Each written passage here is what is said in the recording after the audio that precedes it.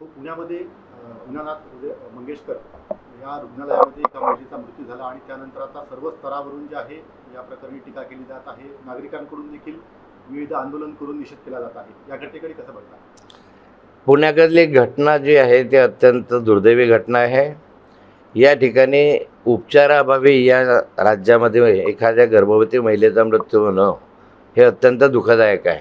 Lata Mangeshkar hospital, Dinanath Mangeshkar हॉस्पिटलमध्ये अशा स्वरूपाची घटना घडली. एक चांगलं हॉस्पिटल म्हणून ते नावाजलेलं हॉस्पिटल आहे आणि या ठिकाणी 10 लाख भरा तरच उपचार करू अशा स्वरूपाचं जे समोर यायला लागलेलं आहे. मला वाटतं की हे माणुसकीला काळीमा फासणार आहे. निव्वळ पैसा नाही म्हणून उपचार करायचा नाही ही योग्य गोष्ट नाही आहे. या संदर्भामध्ये आता चौकशी सुरू आहे. चौकशीनंतर याच्यावर कारवाई पण होईल. पण एक मृत्यू झाला त्याचं काय, एक जीव नाही, त्याच्याबरोबर एक गर्भवती महिलेचा मृत्यू झाला त्याचं काय. यामध्ये जे दोषी असतील त्यांना सदोष मनुष्यवधाचा गुन्हा दाखल केला पाहिजे आणि त्यांच्याविरुद्ध कारवाई केली पाहिजे. माणिकराव कोकाटे यांचं एक वक्तव्य आहे, कर्जमाफीतून शेतकरी साखरपुडा आणि लग्न करून घेतात असं वक्तव्य त्यांनी केलेलं आहे.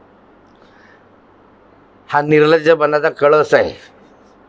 एक कृषी मंत्री ज्या राज्याचा तो अशा स्वरूपाचं वक्तव्य करतो हे महाराष्ट्राला लांछनास्पद आहे. या ठिकाणी कर्जमाफीच्या संदर्भामधली मागणी काही मतदारांनी केली नव्हती.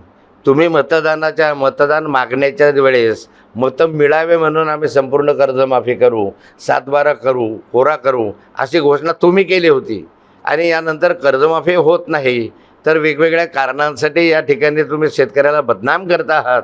हे बरोबर नाही आहे. मला वाटतं की या ठिकाणी शेतकरी आज अडचणीमध्ये आहे, आत्महत्या करतो आहे. त्याबद्दल चिंता करा. त्याच्याबद्दल चिंता करण्याचं आवश्यकता मंत्र्यांना भासत नाही आहे.